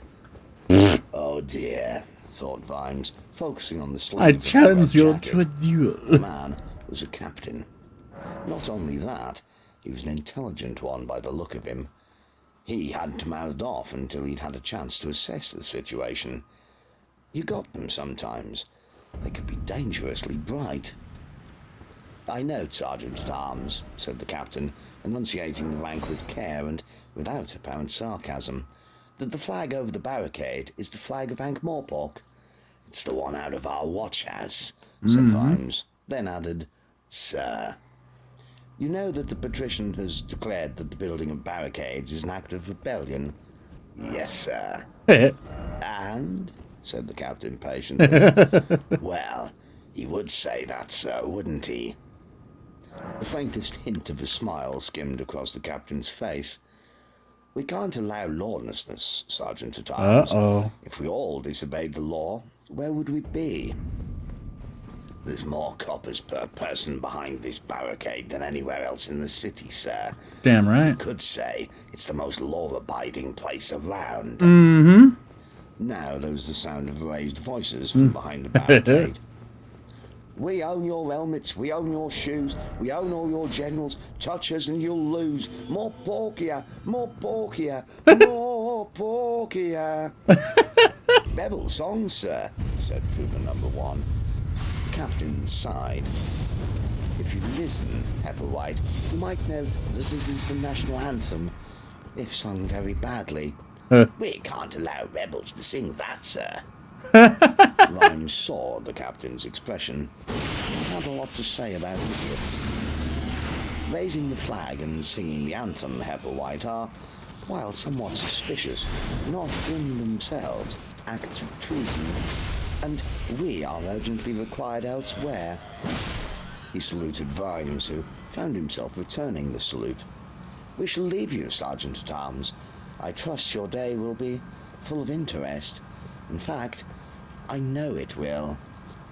But it's a barricade, sir. Glaring at Vimes.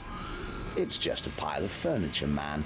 People have been spring cleaning, I expect. You'll never be an officer if you can't see straight. Follow me now, if you please. With the last nod to Hell Vimes, yeah, tell his the ass. captain led his men away at a trot. Vimes leaned against the barricade, put the crossbow on the ground, and fished out the cigar case. He fumbled in his pockets, pulled out the battered carton of little cigars, and with some delicacy slotted them into place. To the left, Cable Street. In front, Treacle Mine Road. Switching away, on the way to Easy Street. Now, if a man Oh no, could I'm get gonna die. barricades all the way up to Easy Street, Hold on. that'd be like a slice of the lower rim side behind it. That would be a lot easier to protect. And we'll do it. After all, we did it. Of course, that would mean having the Unmentionables headquarters in here with us. That'd be like pitching your tent over a nest of vipers. We'll handle that. After all, we handled it. A couple of elderly people pushing a cart full of miscellaneous belongings approached the barricade. They gave Vimes a look of mute pleading. He nodded towards it and they scuttled through.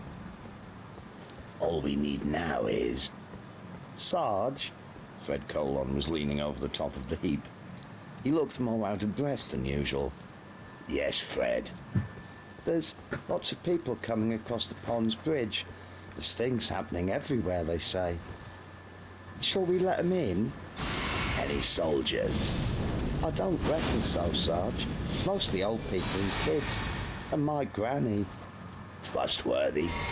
Not when she's had a few pints, sir. No. Let them in, then. Yes, Fred. Some of them is watching. A few of the lads from Dimwell Street and a lot from King's Way. I know most of them, and those I don't know I know they're the ones I do, if you catch my meaning. How many? About 20. One of them's Di Dickens, Sergeant of Dimwell. He says they were told they'd got to shoot people and most of them deserted on the spot. Wait, Fred. We don't desert. We're civilians. Now, I want young Vimes and you and Waddy and maybe half a dozen others out here, fully kitted up in 2 minutes. Understand? And tell Wiglet to organize squads ready to move the barricades forward with my signal. Move them, Sarge. I thought barricades stood still. And tell Snouty he's got 2 minutes to find me a bottle of brandy. A big one. Are we taking the law into our own hands again, Sarge? Vimes stared at the entrance to Cable Street and was aware of the weight of the cigar case in his pocket. Yes, Fred. Only this time, we're going to squeeze. The two guards on the Unmentionables' headquarters watched with interest as a small contingent of watchmen marched up the street and came to a halt in front of them. Oh, look. It's the Oh man, I thought I would find. you want. No, I was Nothing, definitely sir, not. said Corporal Colon. I forgot my armor. Can't do that, sir.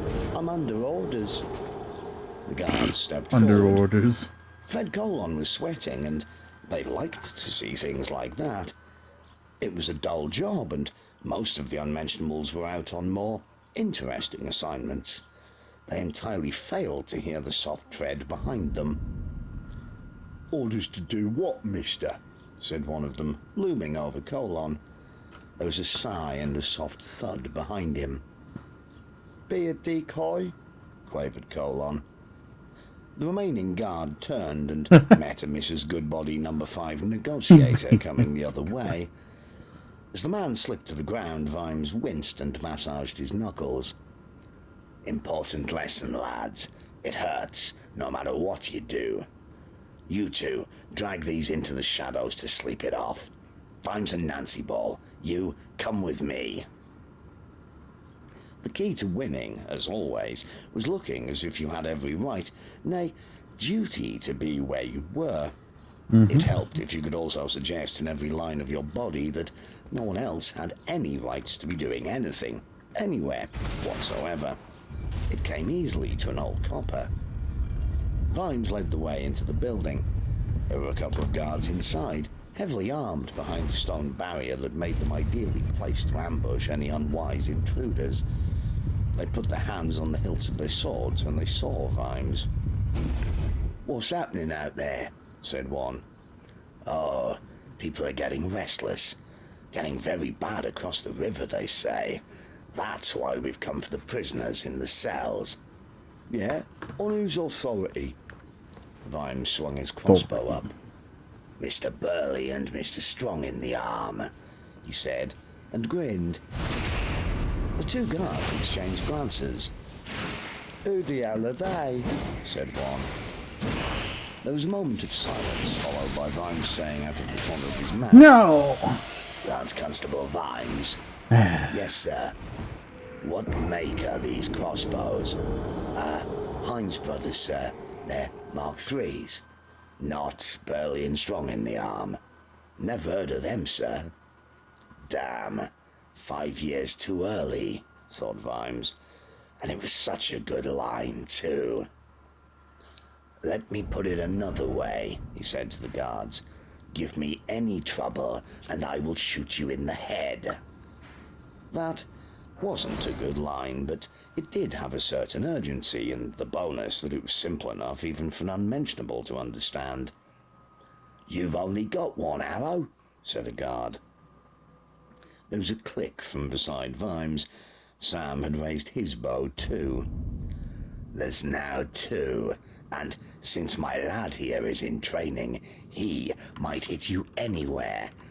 Drop your swords on the floor, get out of the door, run away and do it now, and do not come back. There was a moment of hesitation. Just a moment, and then the men ran for it. Fred will watch our backs. Come on. All the watch houses were pretty much the same. Stone steps led down to the cellars. Vimes hurried down them, swung open a heavy door, and stopped. cells never smelled that good at the best of times. At the best of times, even at Treacle Mine Road, hygiene consisted of a bucket per cell and as much slopping out as Snouty felt inclined to do. But at the worst of times, the cells below Treacle Mine Road never smelled of blood. The beast stirred. In this room was a big wooden chair. In this room there was, by the chair, a rack. The chair was bolted to the floor and had wide leather straps. The rack held clubs and hammers. In this room, those were all the furnishings. The floor was dark and sticky. Down the length of it, a gully ran to a drain. Boards had been nailed over the tiny window at street level. This wasn't a place where light was welcomed. And all the walls and even the ceiling were padded heavily with sacks stuffed with straw. Sacks had even been nailed to the door. This was a very thorough cell. Not even sound was meant to escape. A couple of torches did nothing at all for the darkness except make it dirty. Behind him, Vimes heard Nancy Ball throw up. In a strange kind of dream, he walked across the floor and bent down to pick up something that gleamed in the torchlight. It was a tooth. He stood up again. The closed wooden door led off on one side of the cellar. On the other, a wider tunnel almost certainly led to the cells. Vimes took a torch out of its holder, handed it to Sam, and pointed along the tunnel. There were footsteps accompanied by a jingle of keys heading towards the door, and a light growing brighter underneath it. The beast tensed. Vimes dragged the largest club out of the rack and stepped swiftly to the wall beside the door. Someone was coming. Someone who knew about this room. Someone who called themselves a copper. Getting a firm two-handed grip, Vimes raised the club and then looked across the stinking room and saw young Sam watching him. Young Sam with his bright shiny badge and face full of strangeness. Vimes lowered the club, leaned it delicately against the wall and pulled the leather cosh from his pocket. Shackled, not quite understanding, the beast was dragged back into the night. A man stepped through the door, whistling under his breath, took a few steps into the room, saw young Sam, opened his mouth, and then fell fast asleep. He was a big man and hit the cobbles heavily. He had a leather hood over his head and was naked to the waist. A big ring of keys hung from his belt. Vimes darted into the corridor behind the door, ran around a corner, burst into a small, brightly lit room, and grabbed a man he found in there. This one was a lot smaller and suppressed a scream as Vimes dragged him up out of his chair. "And what does Daddy do at work all day, mister?" Oh no. The man was suddenly clairvoyant. Wonderful. One look at Thank you, Vimes' Car. eyes told him how short his future could be. I'm just a clerk. I just write things down," he protested.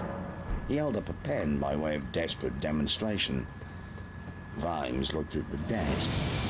There were compasses there and other geometer's tools, symbols of swings and sane sanity. There were books and folders stuffed with paperwork, and there was a yard-long steel ruler. He grabbed I'll be right back. Hold on. Sorry.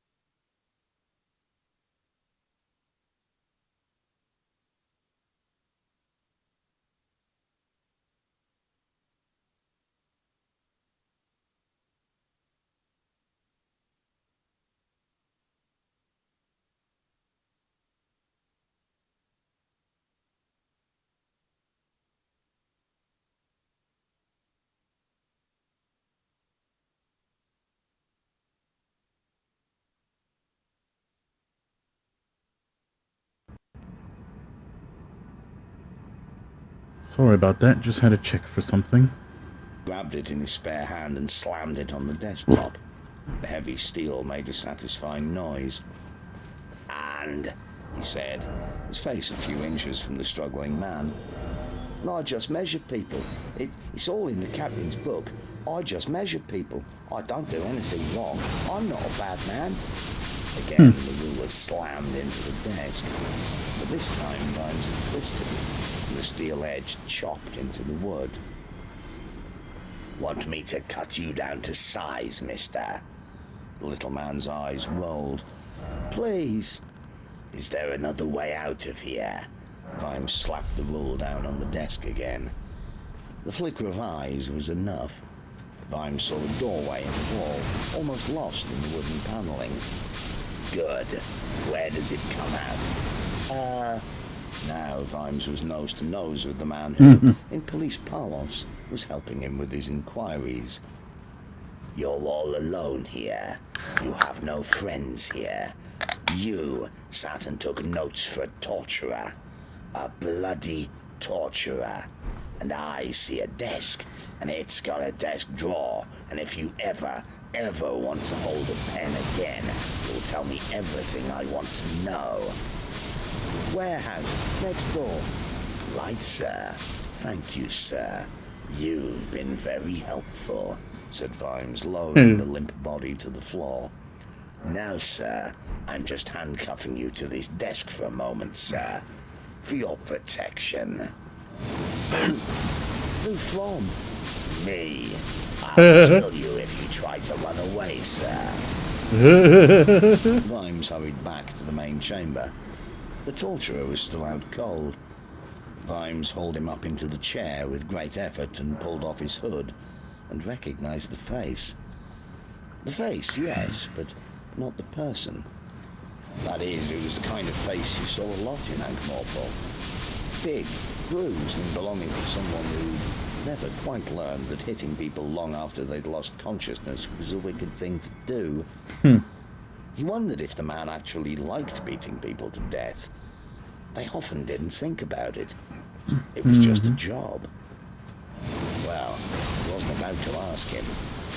He buckled him in with every strap, even the one that went across the forehead, pulling the last one tight just as the man came around.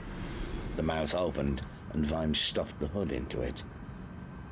Then he took the key ring and locked the main door. That should ensure a little extra privacy.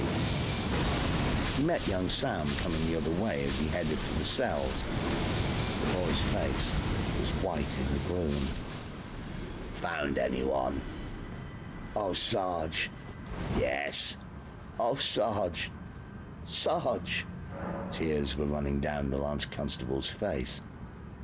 Vimes reached out and steadied himself. Sam felt as though there were no bones left in his body. He was trembling. There's a woman in the last cell, and she... Sarge.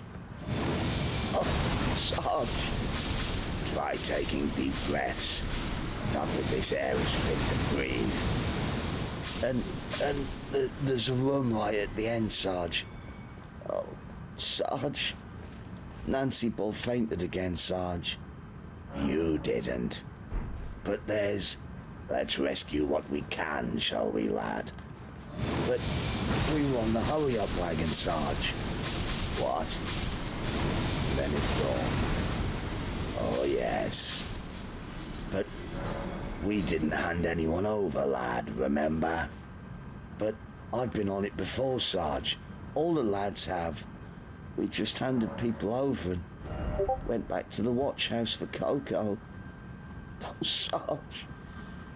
Well, you'd had orders, said Vimes. For what good that did. We didn't know. Not exactly, thought Vimes. We didn't ask. We just shut our minds to it. People went in through that front door, and some of the poor devils came out through the secret door. Not always in one box. They didn't measure up. Nor did we. He heard a low, visceral sound from the boy. Sam had spotted the torturer in the chair. He shook himself away from Vimes, ran over to the rack and snatched up a club. Vimes was ready. He grabbed the boy, swung him round and twisted the thing out of his hand before murder was done. No, that is not the way, and this is not the time. Hold it back. Tame it. Don't waste it. Send it back. It'll come when you call. You know he did those things, shouted Sam, kicking at his legs. You said we had to take the law into our own hands.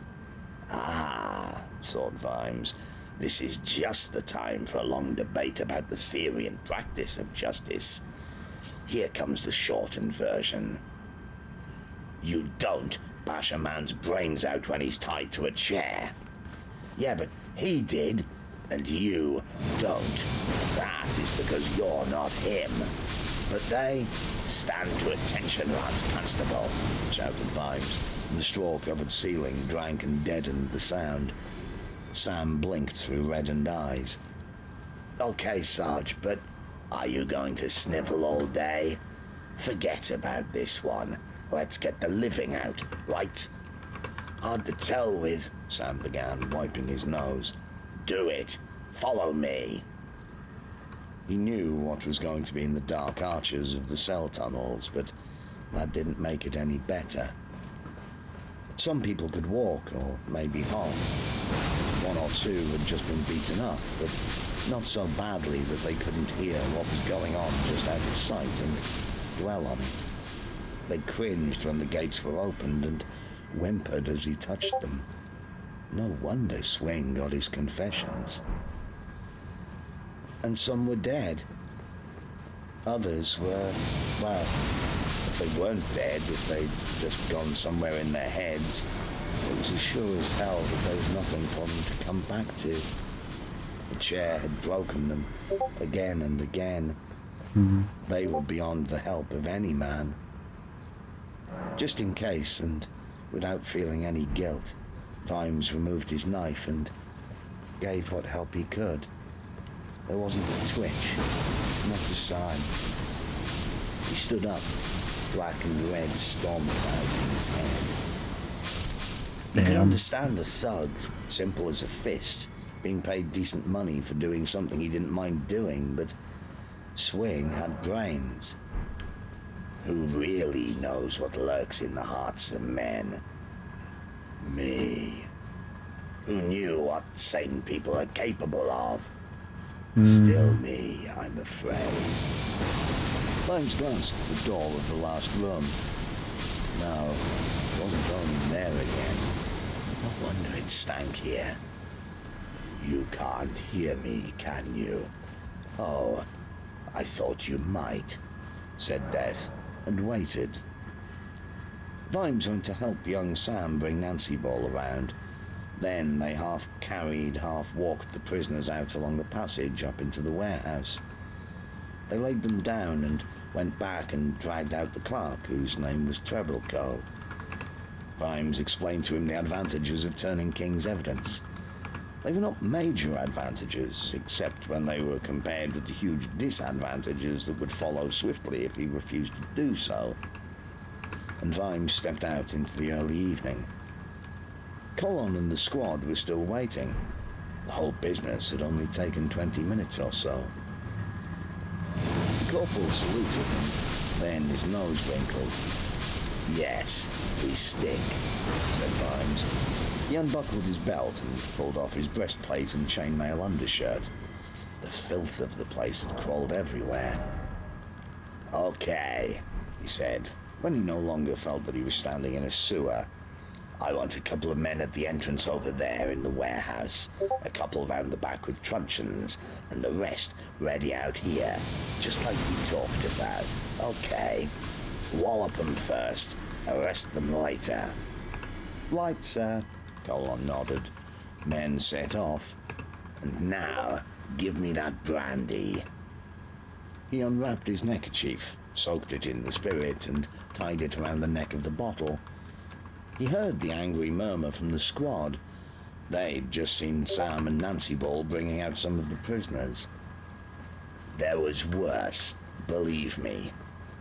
Top middle window, please, Fred.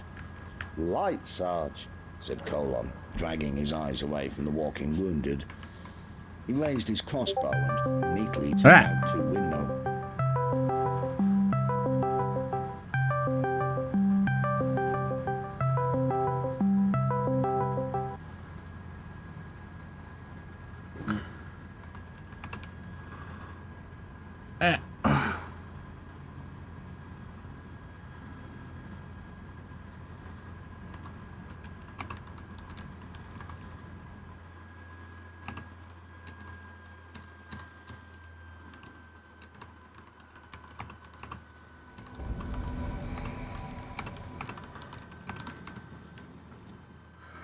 And connection error occurred. Darn it.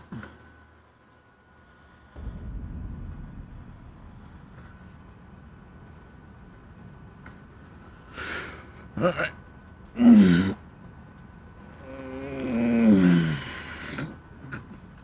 Haven't really been invited too much right now. I'm gonna head off, go hang out with someone.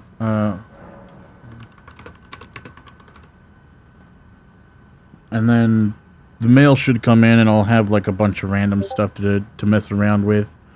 And so when that happens, I'll be back.